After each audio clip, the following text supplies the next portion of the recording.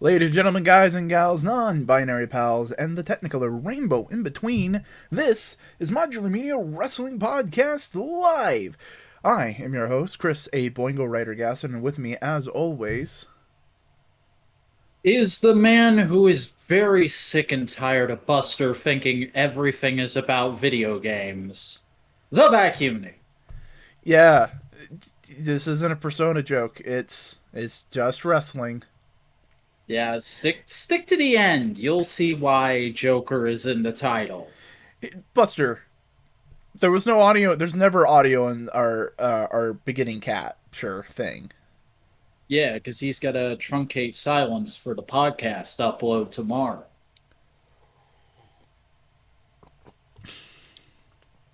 Yo, so wrestling, Wrestling. wrestling. Wrestling. Very insightful podcast we have here. We haven't done that bit in a minute. I'm glad we still have it on tap. Yeah. I mean, it's just a regular occurring possible. Yeah, Buster. See? Hey? We specking now, so they're audio. But we have some pro wrestling to talk about this week. Not a. I was about to say not a super ton, but like, no, it's a super ton. It's just not like a extra amount that we've been getting in the past few weeks. You know what I mean? Nah, it's been a solid week. It's not been a busy one, but in terms of wrestling, I'd say it's been the usual. Yeah. You know, good, solid working. Like nothing out of the ordinary. No big special announcements. No, like that's not what I mean. No big special showings. Yeah, there wasn't a pay-per-view. We didn't watch anything extra on the side besides the regular AEW stuff, and it's not like anyone debuted this week. Though we did think that might happen for a day there. No, someone did debut this week. What? Or you're forgetting about him. We'll get to him. What We'll have I get to him. forgotten? We'll get to him. But in the meantime, slideshows, because they're fucking useful. We got to talk about some Rampage. Oh, I know what you're talking about now. I just looked at the card. I mean, there wasn't a surprise debut. I It's not like we got an announcement of this person is with this company I now. know, We but knew that person was coming since last week. Don't I fuck with me. don't fuck you. You cannot fuck me. I am unfuckable. I'll fuck on you. Do you don't Are remember you that a Cody story? referee? Are you a referee? There we go. But AEW Rampage, the Friday night show that AEW puts out every week. The first match of the night was Nick Jackson versus Bryan Danielson, and that was fun.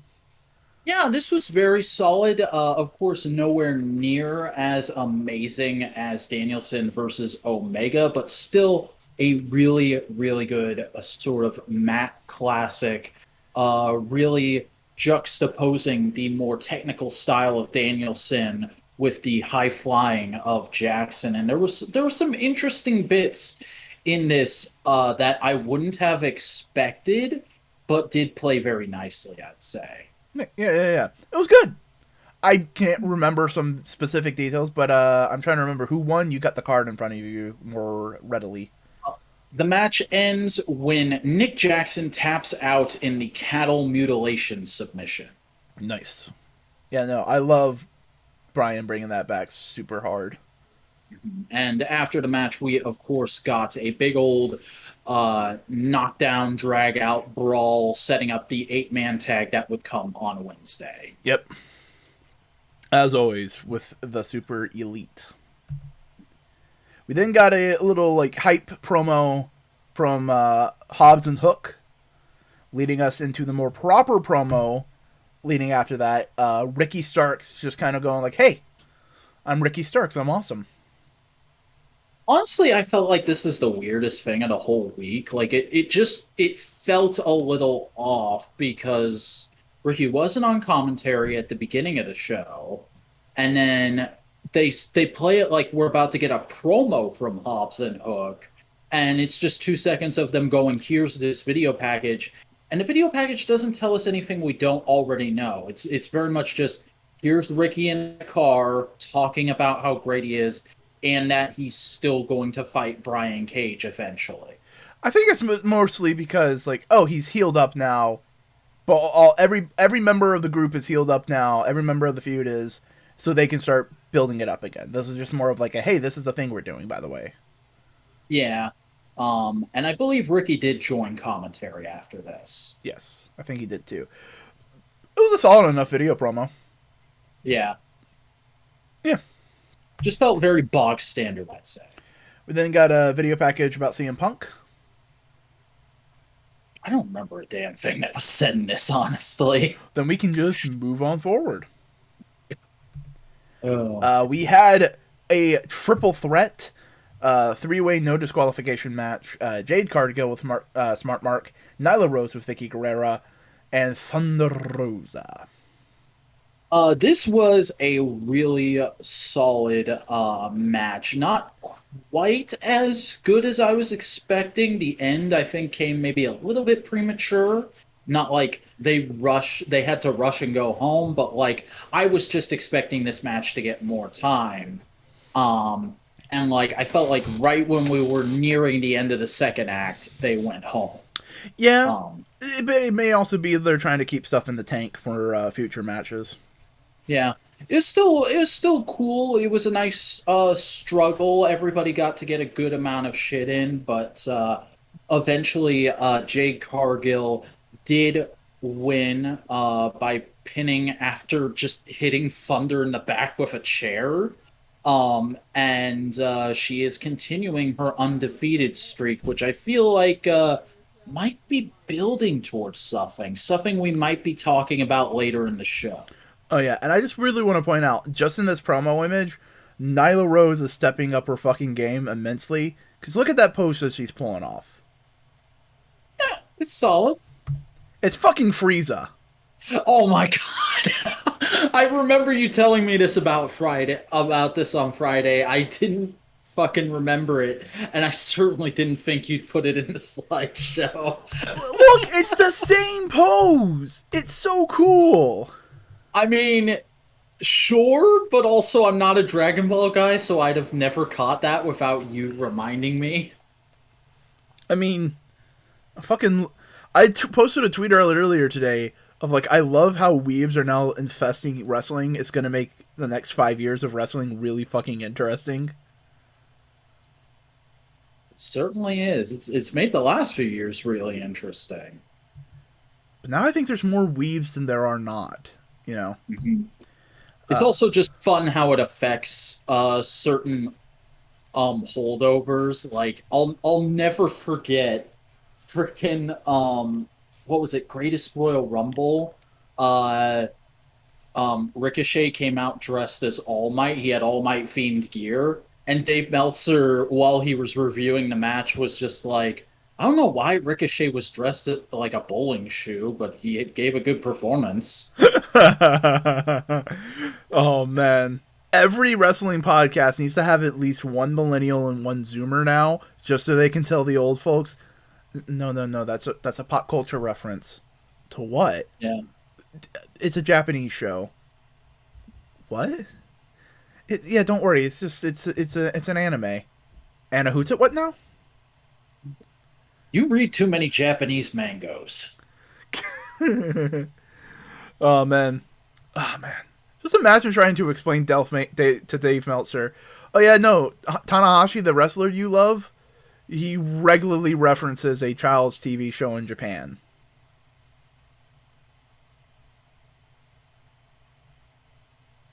Would be interesting to see. And then show him what he's referencing and go like, oh yeah, all the things that Tanahashi does is nowhere near original. It's all just him referencing Kamen Rider. He's like, shit, I gotta re-rate some matches. But we get a promo from Malachi Black. Yeah, this is one of his best promos in a while, because it's basically him just giving an epilogue to the feud and being like, hey Cody, how'd it feel to get your ass beat? Probably sucked, didn't it? I hope you change, but I honestly don't care if you do anymore. I got other stuff to do. Yeah, I am a catalyst. I am not a man. Mm-mm. And we'll see more of him later. Rippy, I'm sure the Build V cinemas are fine. I'm never gonna watch them though, Because you don't like build, or because you just don't want to watch extra material? because I just don't care. Speaking of caring, though, fucking Sammy Guevara video package about winning the TNT title. Yeah, that was pretty cool. Really nice to see Sammy getting all this nice push and accolade and whatnot. Talking about how he was gonna buy Fuego a new car now that he has the title money, and getting the setup in there for him and Bobby Fish on Wednesday. A very, very solid little video package. Very much so. Also, he's the first pillar to have a title. No, No, Sammy. Darby, Darby. Darby. Second pillar. Yeah. Second pillar. I forgot about Darby for a second. Technically, he's the third if you count the Dynamite Diamond. Here's the thing. I don't think anybody except MJF counts the Dynamite Diamond. Yeah.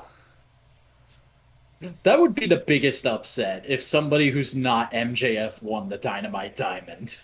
Uh, but then we had the main event of this rampage. Yeah, Orange Cassidy versus Jack Evans in a hair versus hair match. This was fine, but not like anything hugely bombastic, I'd say. It's the natural end to the feud. It's a natural end to this very deliberately filler feud. Yeah.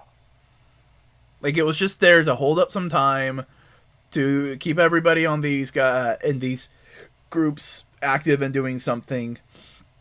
And to an extent, I can understand someone going like, "Oh, you should have given it to something else." And it's like, yeah, they could have, but either they're wrapped up in something or they're injured, and they want to Yeah, keep but these guys who are draws on screen.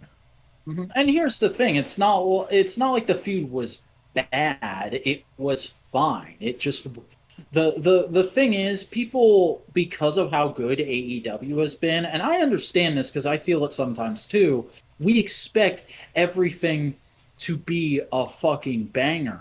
And when something's not a banger, it's automatically like, well, why the fuck are you doing this then?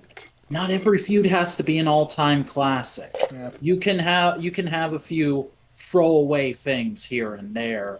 And I wouldn't necessarily say this is throwaway, like certainly it's a big moment in Jack Evans' career, but I don't know when we're 40 years down the line and we're making documentaries about Orange Cassidy's storied career, are we going to talk about his long and arduous rivalry with the HFO? Yeah. But hey, it's nice to see Jack Evans doing a thing, because he's gone on and said like, "Hey, I'm not the greatest at pitching myself." So Yeah, and he played this match expertly. He, mm-hmm. he did a lot of good selling. Loved the way he reacted during the end there when he was getting his hair cut, and just seeing the Dark Order come out and help them, and then also be involved in the end head shaving. Everybody celebrating in the ring because this was also a Rochester show. Was very fun. Yeah, it was nice. It was sweet. So tell me about BTE. Pretty decent BTE this week. Opens with the Bucks and Kenny and Cutler having just gone on a bit of a shopping spree and just kind of healing it up and making fun of the audience. Like, I think there's a point where Matt literally goes, "Oh, watching the Young Bucks shop for shoes is so cringe. I skipped past that part." Good. We don't care. Uh, and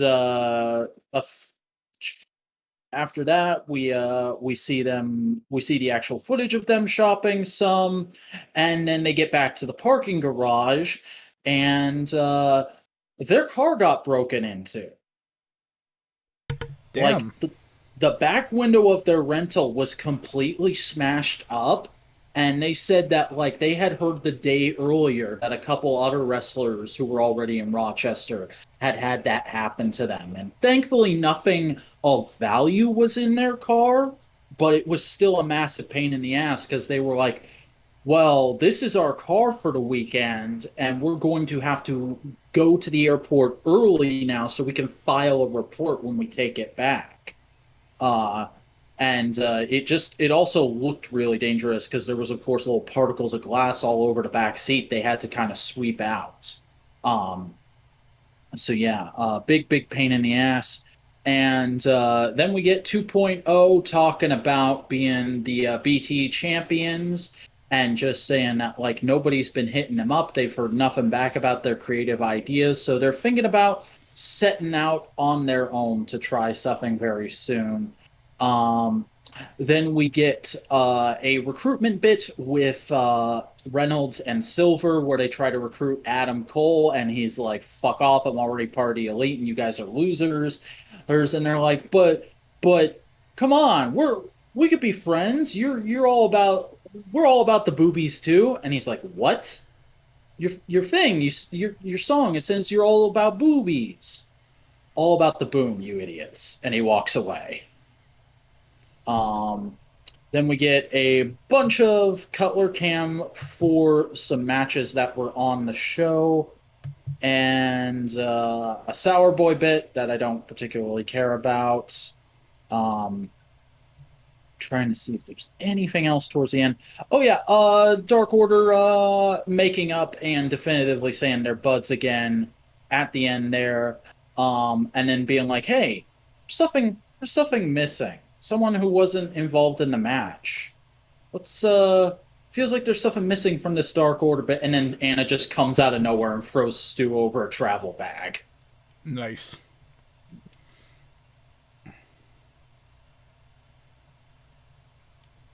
Anything else on the BTE? That was it. All right. Hold on. So tell me about Sammy.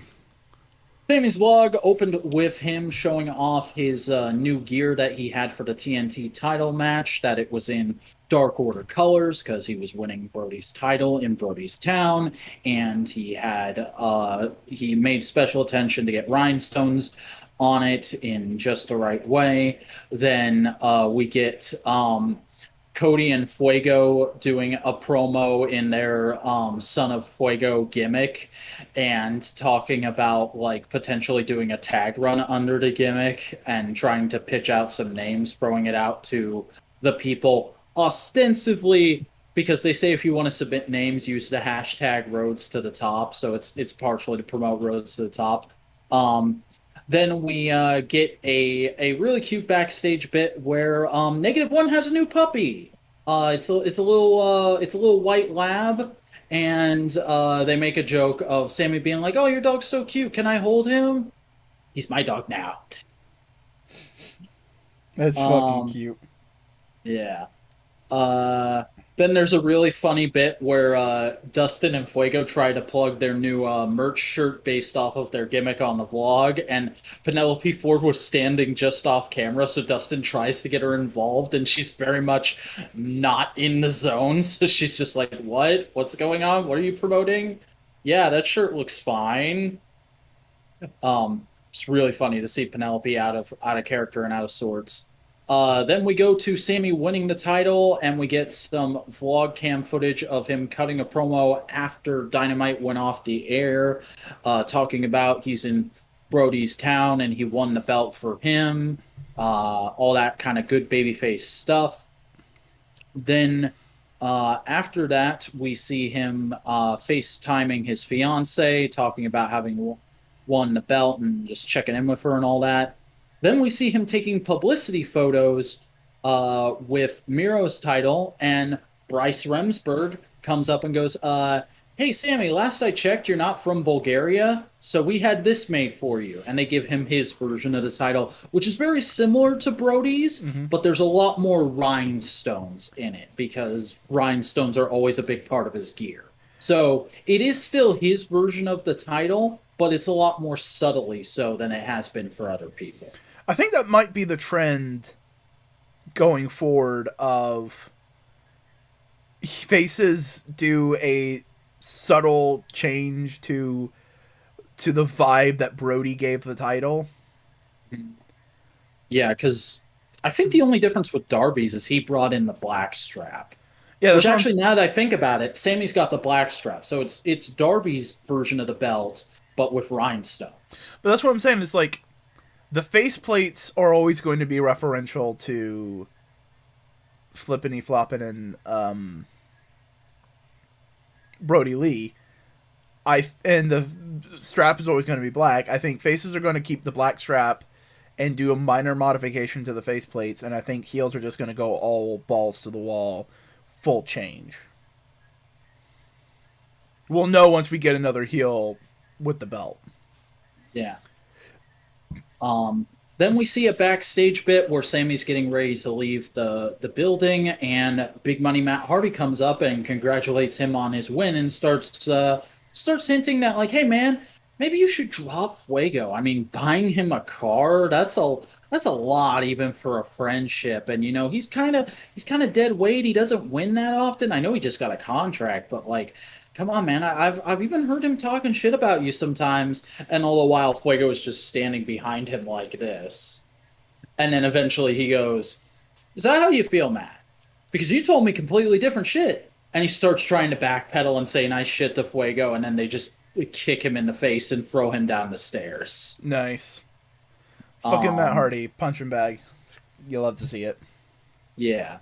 Then we see the vlog crew hanging out in Sammy's hotel room talking about the win. Then we see at a convention Sammy was at over the weekend after having won the title.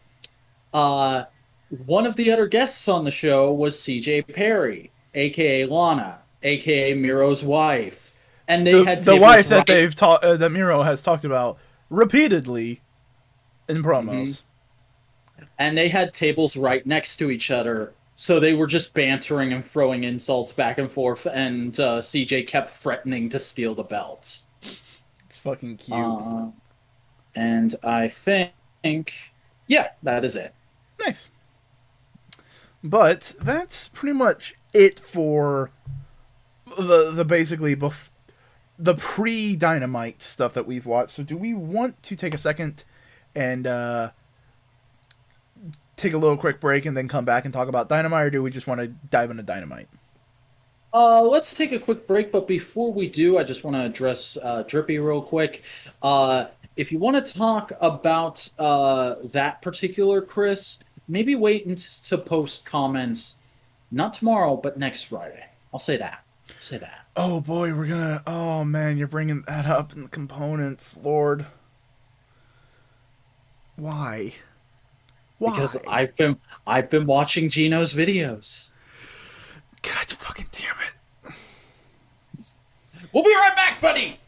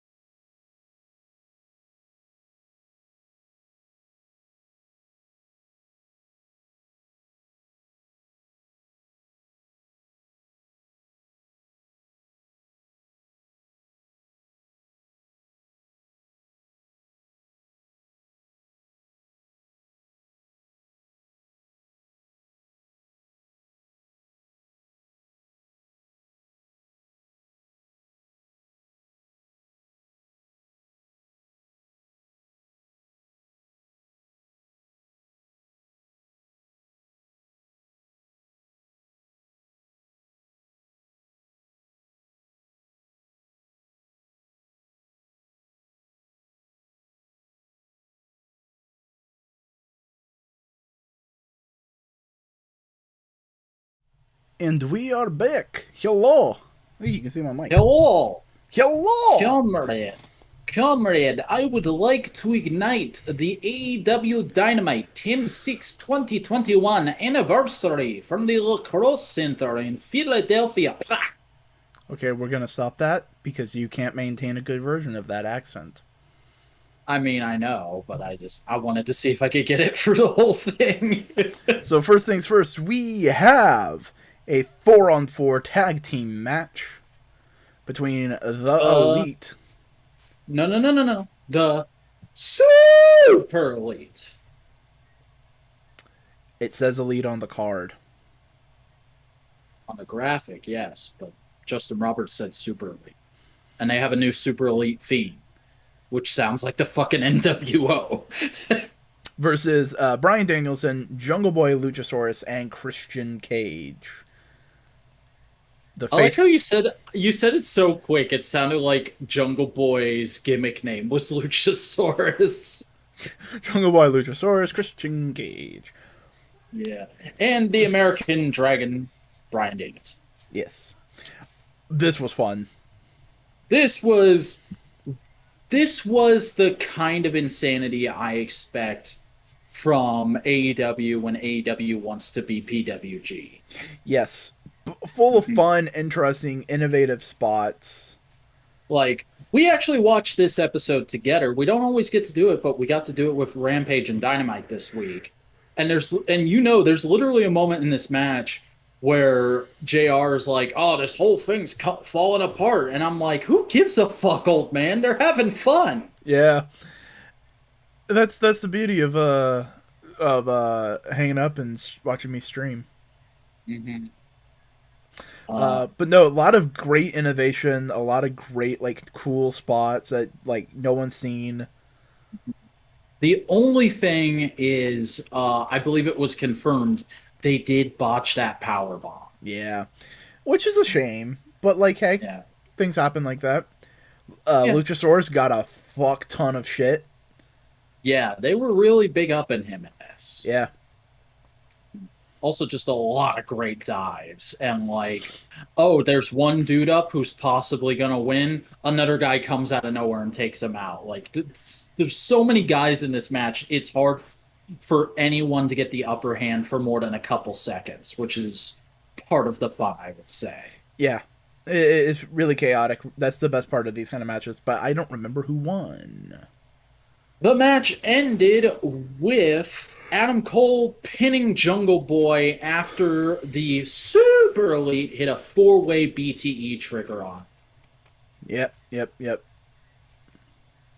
Just more shenanigans. Yeah. But yeah, no, great match. Fucking great start to the card. Definitely. We then had a quick promo from Jon Moxley about the ladder match from later on in the evening, where he laments not having any sleep because of his 3-month-old child. God damn, like, there's a lot of great talkers in AEW. Obviously, my personal favorite is Cody when he's able to do a really good pure babyface promo. But like, out of all of them, Mox is the one that I think people are going to look back and be like, he's one of the greatest talkers of this generation. Oh man, he's already considered that in a regard. Because he only gets a couple seconds here, and he just packs it with all this perfectly crafted character shit that gives you a great idea of where his head's at, especially when we haven't really heard from him in like a month or so. We've seen him in matches, but he hasn't really talked a lot recently. Yeah. And basically the whole promo goes, I'm good at ladder matches. Hey, by the way, you're supposed to remember Money in the Bank. That's the subtlety of the promo. Hey, remember, I'm good at ladder matches, Money in the Bank. Yeah. I'm not exactly up for a ladder match, but fuck it, whatever. I'm good at hardcore shit because, hey, we're in Philly, a home of BC dub. Always a good thing to do to pop a crowd here. I'm also crazy because I'm a new father and I haven't been able to sleep because of my babby. And last and most surprisingly, but happily to me, he brings up the fact that he's a former champion. Yeah. He goes, "That's my fucking belt." Yep. Yep. Yep. Because remember, the guy who took it from him is still champion. So Yeah. like he's very far distanced from that feud now. But like with just that one line, it was instantly like, oh, Mox could get another shot at the title. This is probably a big deal for him. Yep. Well, it was good promo. Great promo. And then we had another promo.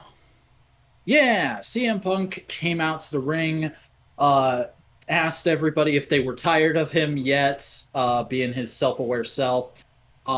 Then talked a little bit about himself, about these cool fancy shoes he just bought, and the fact that he was able to buy them because he spent a long time in wrestling, working his way up, saving his money, paying his dues on the independents because he used to live in Philadelphia and he wrestled 3 days out of the week and ran a wrestling school, two of them.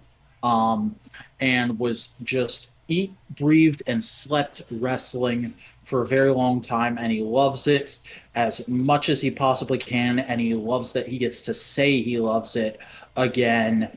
And, everybody in the back wants to take that love away from him, but he's ready to prove them all wrong. And the next person he's going to prove wrong is Danny Garcia. He's got a match with him coming up on Rampage tomorrow. And he then ends off the promo by sliding out of the ring and giving the Jordans, which you guessed it while we were watching, but it was confirmed on Twitter this afternoon. That's $1,000 pair of Jordans that he had just bought that day. He hands them to a kid that's cosplaying as Orange Cassidy on the outside. Yep.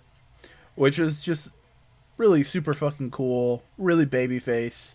Just like that's the Punk we've been missing. Yeah. We've needed Sweet Uncle Punk for so long, and he's finally here. But goddamn, Daniel Garcia, that's gonna be a fucking match. It's going to be really interesting. Mm-hmm. I'm not a technical guy, but I'll try and pay close attention. But I think you get more into technical matches when you watch them with me, because I'm into technical matches, because I go like, oh shit, ow, fuck. True. But no, this was good promo. This was good Punk. Nice to see good Punk. And then we had what I'm guessing is going to be one of your favorite segments of the entire night. Yeah, I'm not sure if they're leaning into the meme or they had this planned, but like I fucking wrote it on the card. Armed Anderson paid Cody a visit at home. He's in Cody's backyard. He's talking about how Cody still hasn't got the message that he's done with all this and he needs to cast off all the extra bullshit. So, as you can see, he lights up and sets fire to his Nightmare Family jacket and burns it in a barrel behind Cody's house. And Cody, of course, notices, comes out, and he's like, "What the heck are you doing?" And Arn's like, "Give me your suit jacket. Give me your tie. I'm burning that shit. You need to let it go." And he's like, "This is expensive." And he's like, "That's the fucking problem. You're consumed with spending money on expensive bullshit that you don't need. You need to be a good wrestler who listens to his experienced coach, who he hired to be an experienced coach that would watch his ass." You're focused too much on Hollywood. You're focused too much on reality TV shows. You're focused on too much. He doesn't say this, but I imagine it's like you're focused too much on the backstage. You're focused too much on being a vice president. You're not focused on being a wrestler. You need to focus on being a wrestler. You're focused on pleasing everyone and entertaining them. And even at one point alludes to that by saying, "Why don't you just go ahead and paint a star on your face again?" That'd make everybody happy, wouldn't it? That kind of thing. Yeah. And like one time when Cody protests, Arn just like slaps him and goes like, "Boy, don't." And Cody throws his tie in the fire. Yeah, so I think we might. I'm surprised. I thought it was going to be a straight up split, but it looks like we're just heading towards a harder Cody going forward. Cody has talked about being inspired by John Cena in terms of like how to think about a babyface. I think they're going to lean into the Cena thing where. Cody himself is trying to be as good a person as he can, but fuck the audience, and he's going to do anything to win. He's going to be That could ruthless. be He's going to be interesting. aggressive, but like he's still going to be doing all the charity and all this stuff because that's who he is as a person. Be cool if they kind of play into that and like make him a delusional heel instead of just straight playing him like a babyface like WWE did with Cena. Yeah, there's things that they can do. It's going to be interesting. But then that's what we had. That's the last segment of That's the show. a yeah, that's a good review of that match. Well, come on, the match was good.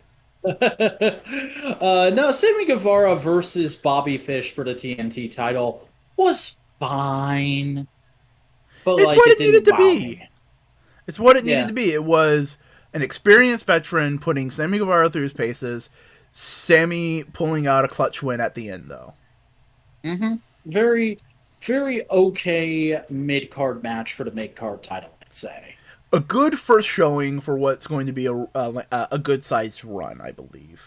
Yeah, because Sammy does pin after hitting the GTH, and then after the match, good old Daniel Lambert Lambert. hits the ring with his American Top Team. They attack Sammy. Fuego tries to come out for the save. They beat the crap out of Fuego, and Jericho makes his big return to save them with Jake Hager. Yeah, I don't see it as a return. I just see it as Jericho just coming in for the save. Mhm. But But we did get a they brilliant then moment where Judas was playing and the whole crowd was singing, and Lambert was trying to start to cut a promo. I was just like, "God damn it, you're singing!" yeah, they sang almost the whole fucking song. It was amazing. But Lambert does get to cut his promo and he basically says at Dynamite next week, because it will be in Miami, which is the home turf of American Top Team. It will be the Men of the Year and one of the MMA boys. I don't remember his name. It's the guy in yellow Uh, right there on top of Sammy. yeah, it's them versus Jericho, Hager, and Sammy. Yep, I just love this photo. It's great. It's pretty good. Because the four people standing, the guy in yellow, the guy in black, the shirtless dude, and the girl are all like champion MMA dudes, and And see, like, I know I've been very down on everything related to Dan Lambert's after his first appearance, but honestly, I will say, while I'm not in any way hyped for that match next week, I do think it's the best they've done to build a match with him without just making me groan my ass off. yeah. Uh, And hey, the so guy far. in yellow, I can't remember his name. He's big MMA dude. He's been heavyweight champion, UFC dude. The thing is, I know it's not Jorge Masvidal, but Because he's the Jorge bodyguard. Masvidal, yeah, Jorge Masvidal is the only name I remember because fucking Lambert said it like 5 times during that I think promo. he's like a contemporary main big dude in UFC right now. Like the guy in yellow is retired, Yeah, but like the guy in yellow doesn't seem to be that bad at working. He can work. yeah, he was throwing a ton of worked matches during the beatdown, and he did okay. Yeah, yeah, yeah. Which is all good and handy.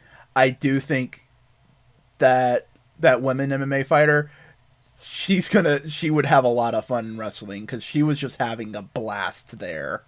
hmm She's very good at working the crowd, I'd say, because she's done some other stuff during segments that I've been like, she might be the one to watch out for.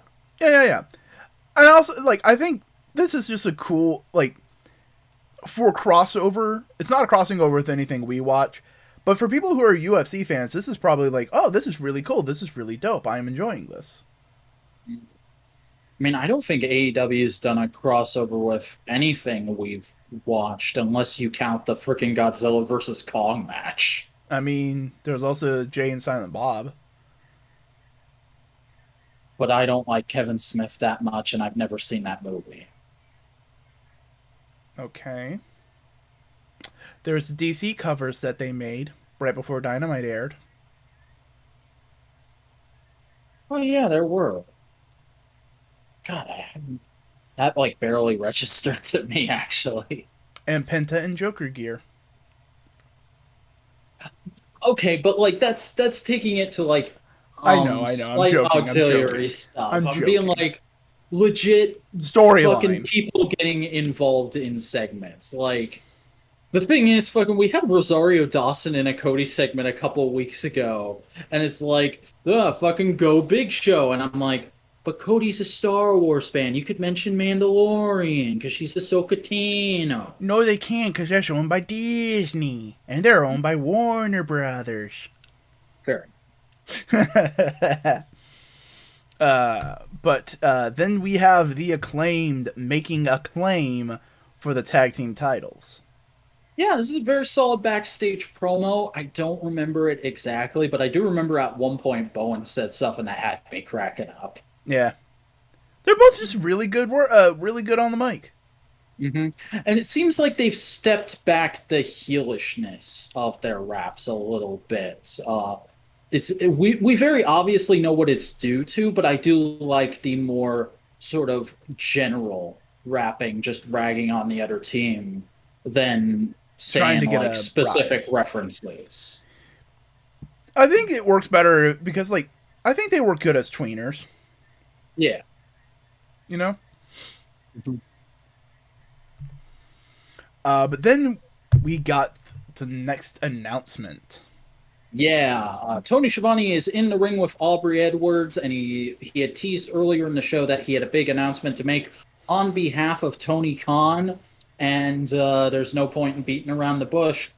The TBS title will be making its debut when Dynamite moves to TBS in January, and it is going to be a women's division mid card title, which is very, very exciting. It obviously looks a lot like the TNT title, but I dig it. I mean, like I liked the design of the TNT title when we first saw it, and I think this is very much the same thing. Obviously, the TBS logo doesn't look exactly as aesthetic in the center there, but it makes sense. It works. Yeah. It's also just good to see the women's division getting more things that they can do. Because forever it's been like either you get a sort of blasé storyline that's not based around anything, or you get a championship storyline. And this episode, they did a lot to be like, okay, the main women's championship is still here. It's still going to be a thing, but we've got this that's brewing now. And as we'll discuss when we get to the actual women's match from tonight, I feel like we might be going into a non-title storyline.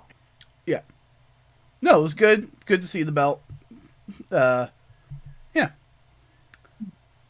You want to take this next bit?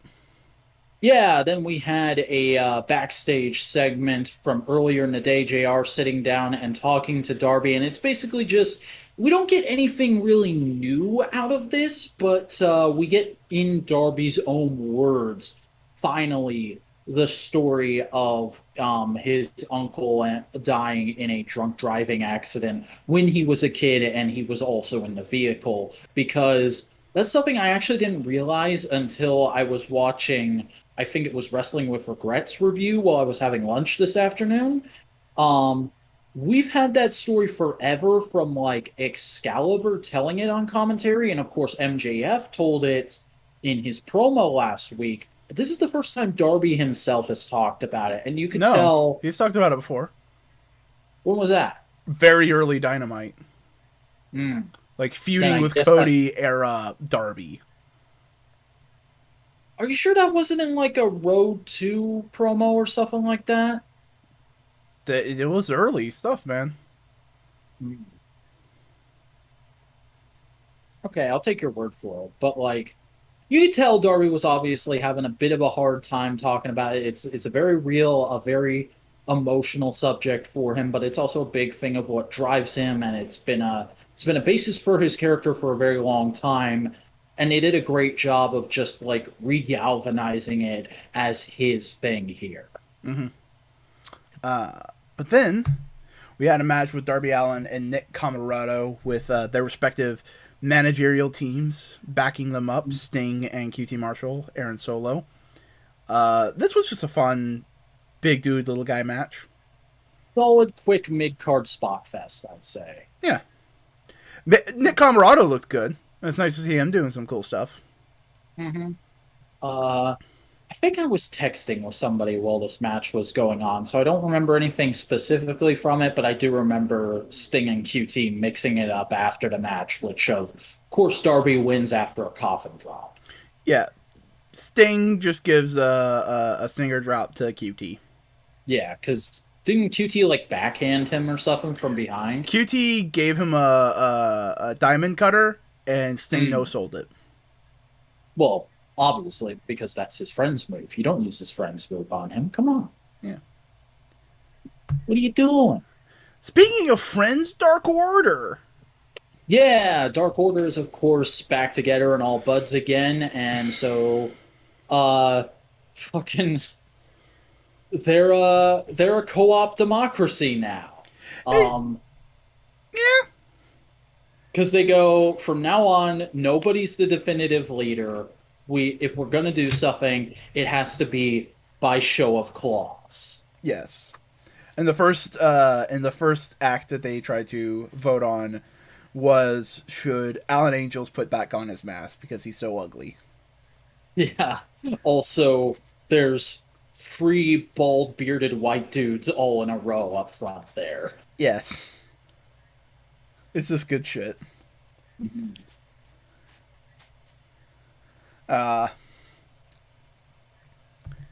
and then we had the tragedy of the night. We had Dante Martin come out and go like, "Yo, I've been doing pretty good. I've been working good. I've put Kenny Omega through his paces. I still lost, but I tried. I'm good. You know what? Locker room, show me what you got. Let's try something out. I wanna fight whoever wants to come out and challenge me." And then the lights went out, and then Malachi Black came in and go like, "All right, cool. You're dead. Yeah." And I love the way they play it too, because he fucking kicks him. The lights go out for like a solid minute, and they come back up, and Dante's not in the ring anymore. And I legit thought, oh, are they doing supernatural shit? And then the camera angle just changes, and you see he rolled out of the ring to sell it. Yeah. But the House of Black accepts. This is gonna be fucking brutal. Yeah. Flippy Boy versus Kicky Boy. Let's go. Flippy Boy versus Satanic fuck you up Kicky Boy. Yeah. He ain't gonna put up with shit. Also, I could see this being a good way to lead to Darius coming back, because remember, he's still on the shelf.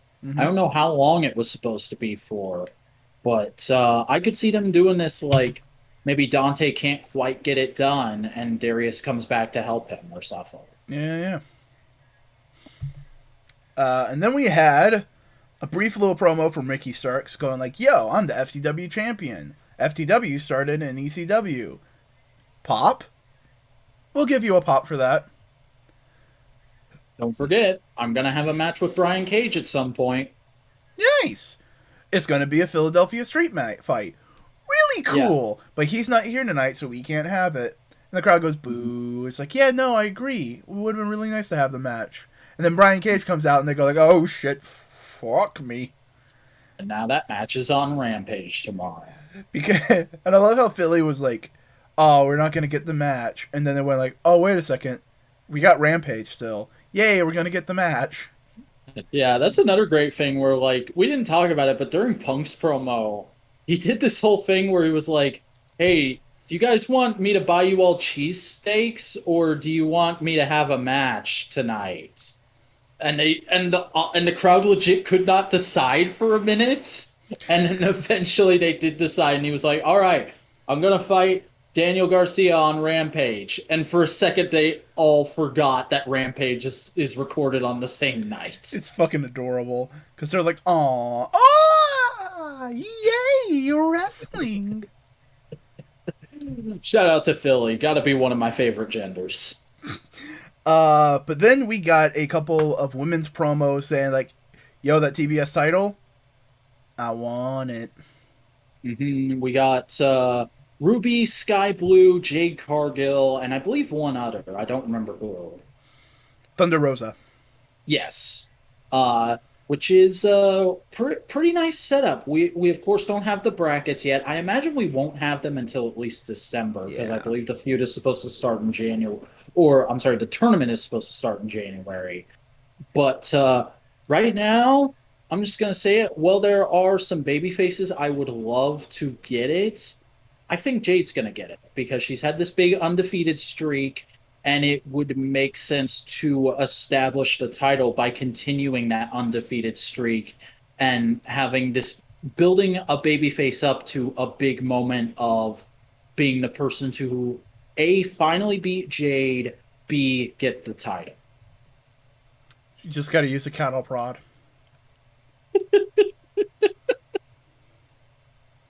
Take a cattle prod to her private parts. Good lord. I'm mixing the Goldberg and Shane McMahon things. I know, but Jesus.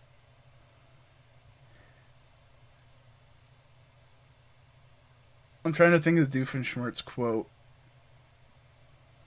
There's a Doofenshmirtz quote that goes with that? No. If I had a nickel every time someone lost a match by being shocked by a cattle prod, I'd have 2 nickels, but it's weird that it happened twice. Oh my god.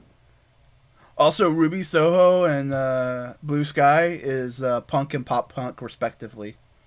Yeah, yeah.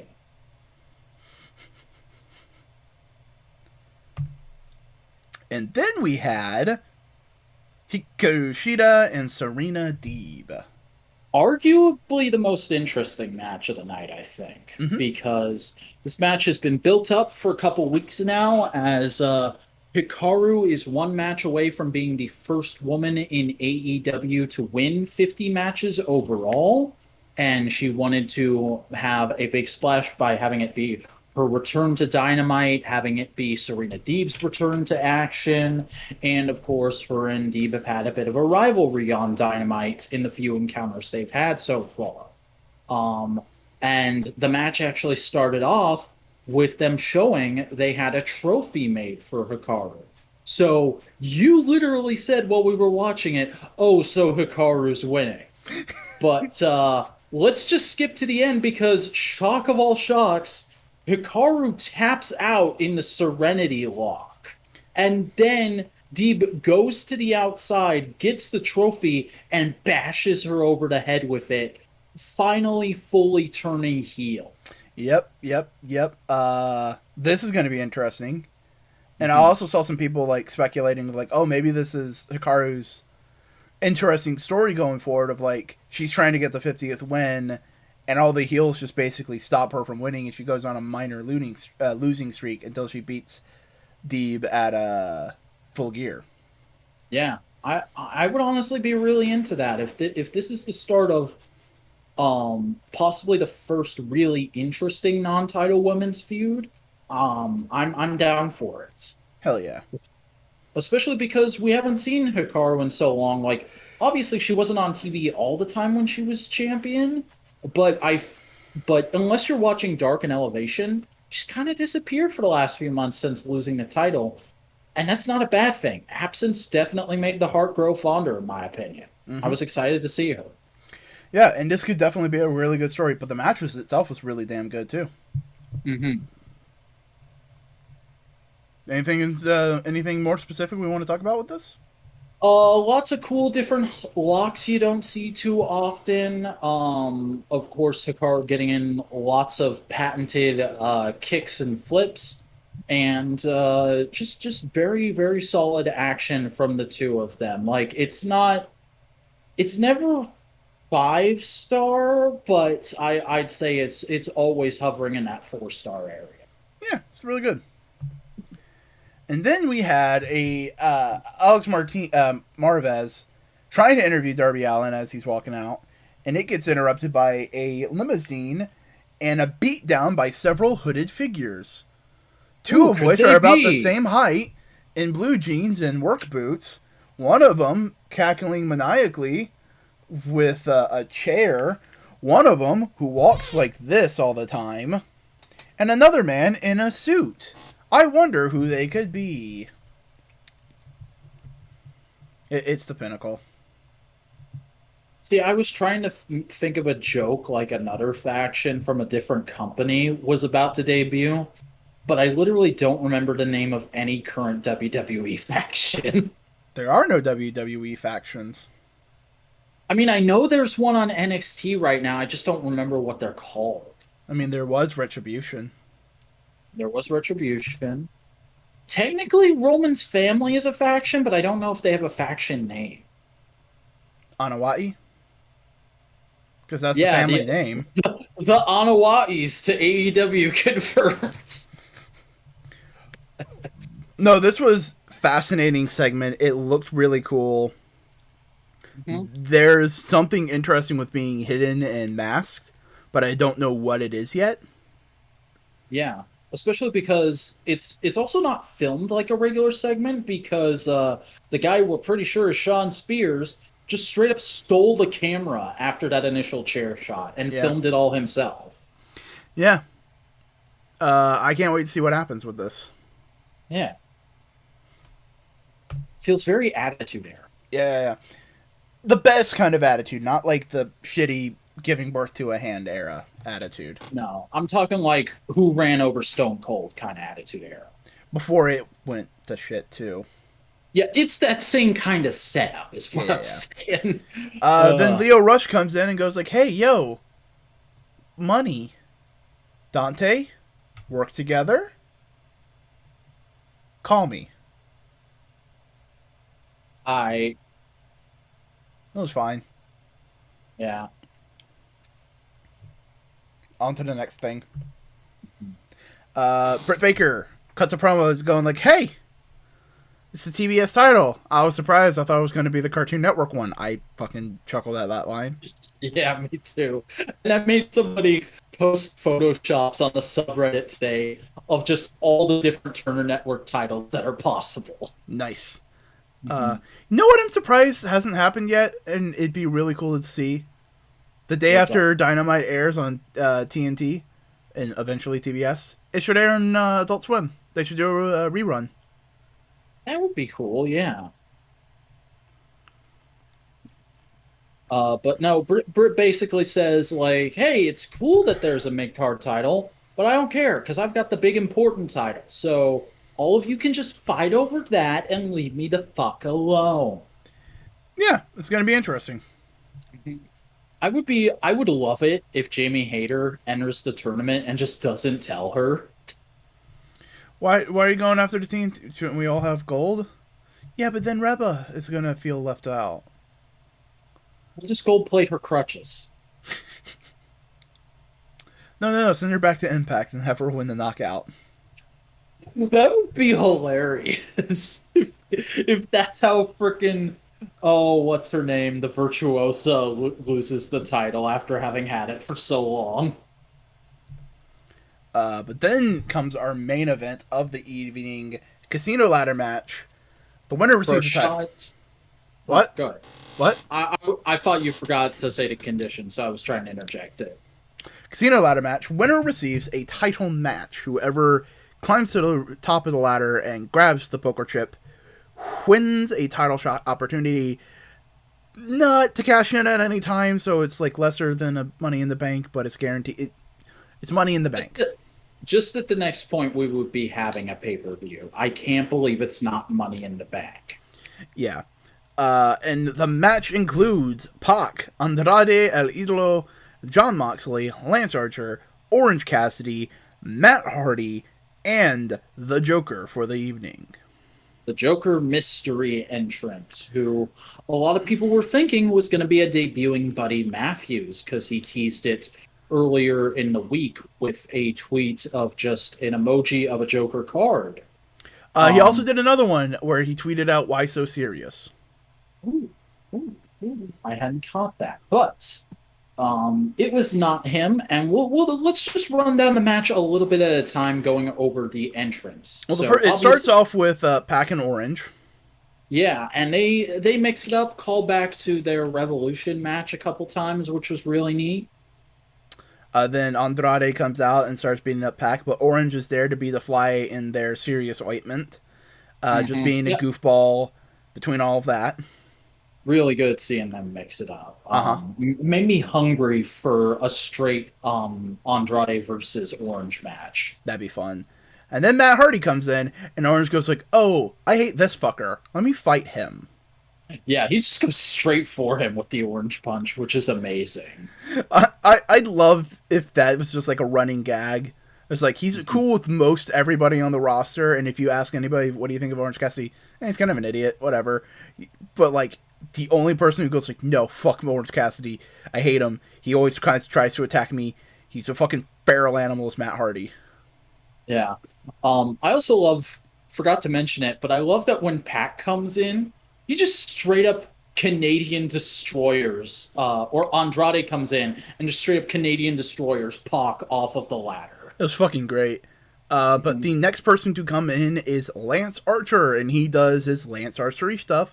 Also, Jake the Snake is back, Yeah, Jake the Snake which is nice. brought out a stagehand and they beat him up.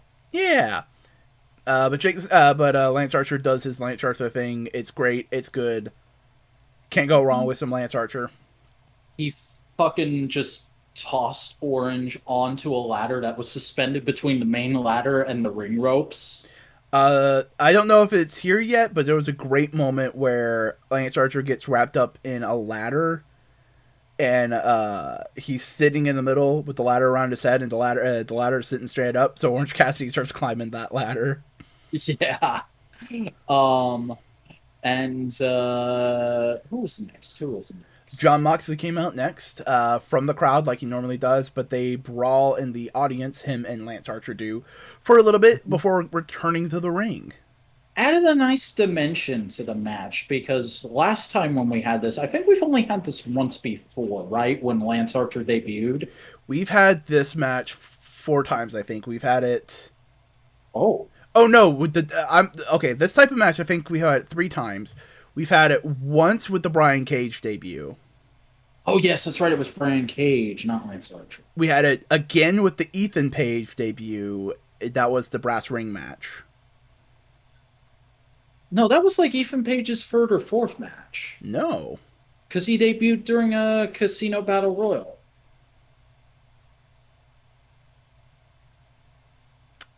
no, I don't. But that was one of the casino ladder matches.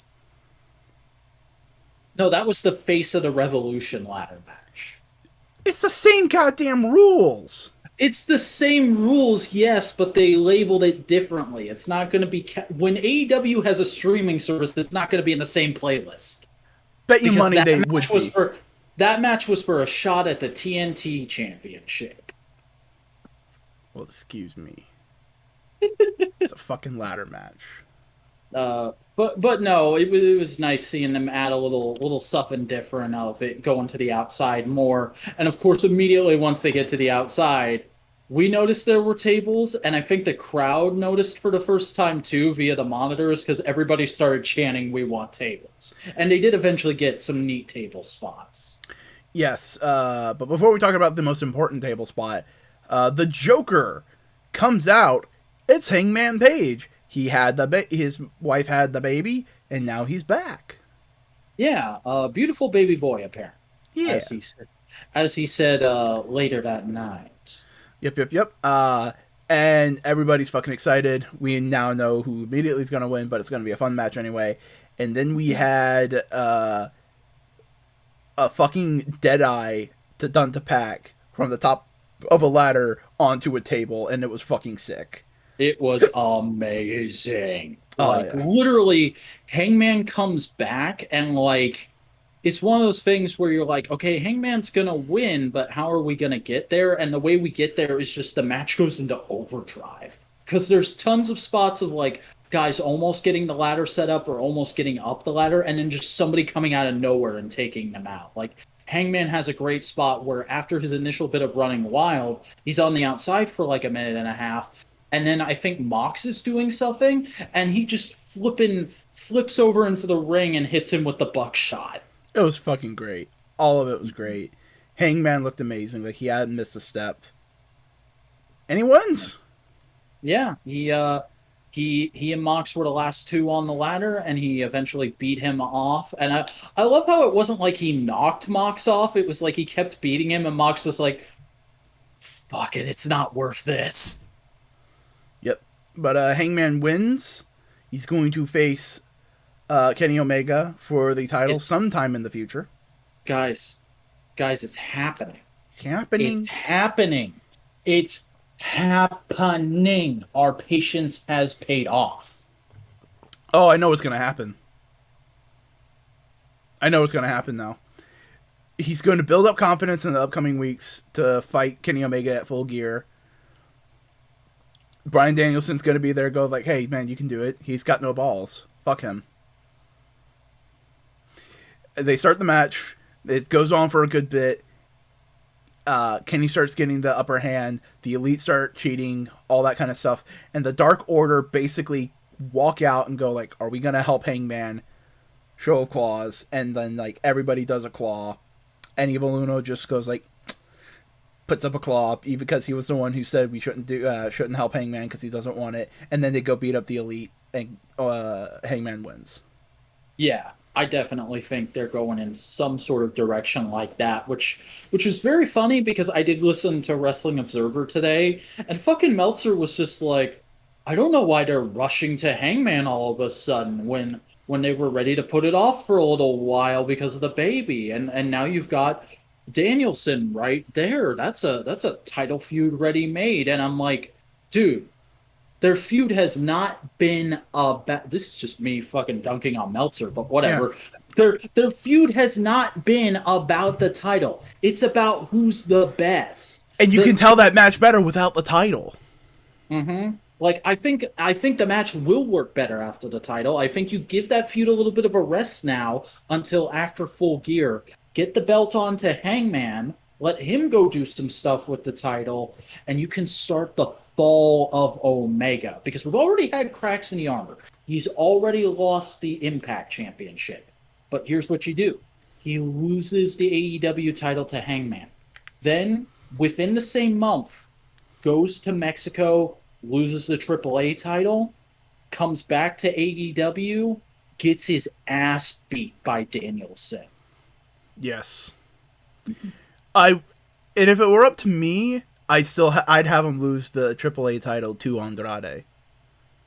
Yeah, you can still do that. So Andrade can walk around AEW with the belt, and Kenny can just go like, "Fuck you." Same thing. It was the same way, the same kind of vibe he has with Christian Cage. Definitely. Drippy Ninja is definitely a mess. Fun is debatable. I like the Henshin theme. It's okay. I've heard better. I also dig the